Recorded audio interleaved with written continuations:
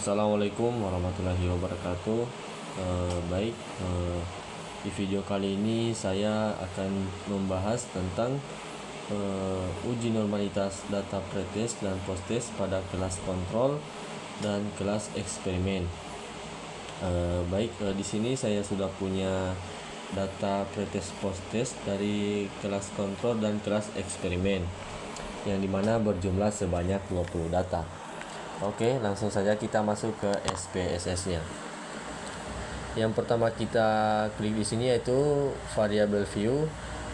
Kemudian di kolom yang pertama kita isi dengan hasil, dan yang kolom kedua kita isi dengan kelas. Untuk desimalnya kita taruh angka 0. Yang keduanya juga, kolom keduanya kita taruh angka 0. Kemudian di bagian label kita samakan saja yaitu hasil dan kelas. Kemudian di bagian values yang pertama yaitu pretest kelas A atau kelas kontrol. Kemudian kita add.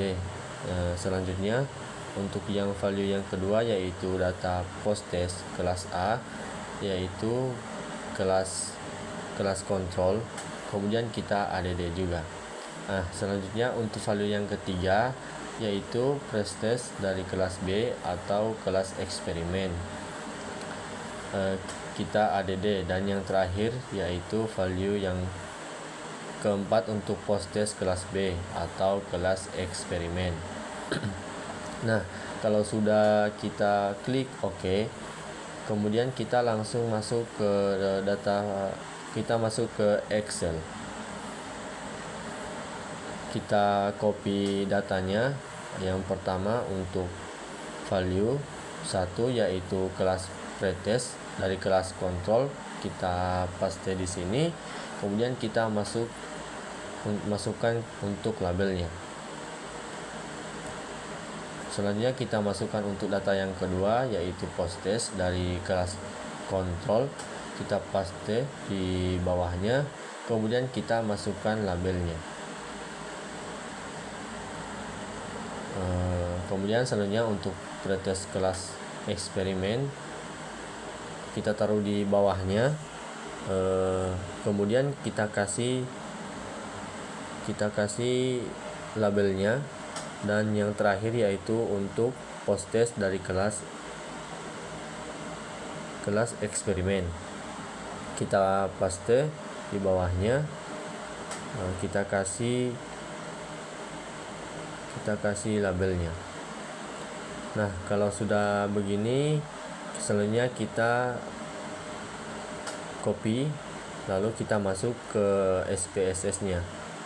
Langsung saja kita paste. Kemudian untuk kita tes uji normalitasnya yaitu masuk pada menu analisis, kemudian descriptive statistik, dan selanjutnya adalah menu explore. Nah, di sini hasilnya kita masukkan ke dependent list, dan kelasnya kita masukkan ke factor list. Selanjutnya pada menu plots kita harus centang normality plots. Kemudian kalau sudah klik continue dan klik OK, maka akan langsung muncul hasilnya di sini. Langsung saja kita scroll dan kita masuk pada menu test of normality-nya. Nah, di sini untuk mengetahui data ini normal atau tidak, yang pertama kita tentukan dulu, kita akan menggunakan Kolmogorov-Smirnov atau menggunakan Shapirov. Untuk menggunakan Kolmogorov-Smirnov ini syaratnya adalah data yang kita gunakan lebih dari 100.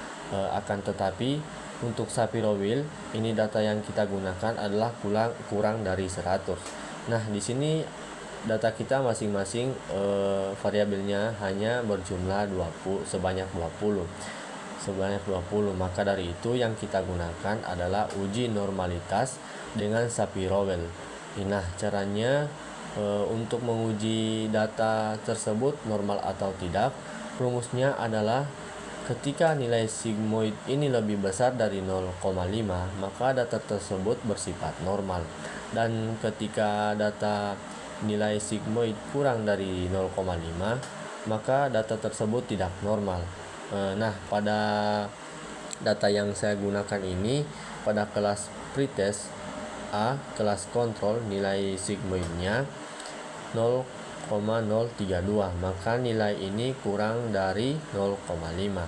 Jadi pada variabel pretest A kelas kontrol, distribusi datanya tidak normal. Sedangkan untuk yang lainnya itu pada posttest kelas kontrol, pretest dan posttest kelas eksperimen, semua datanya adalah normal karena lebih besar dari 0,5. Nah, di sini sebelum titik ini ada nolnya, ya ini bacaannya itu 0,032.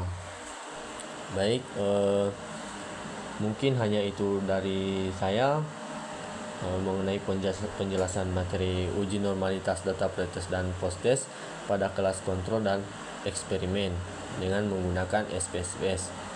Baik, dan saya akhiri, wabillahi taufiq walhidayah. Assalamualaikum warahmatullahi wabarakatuh. Audio Jungle.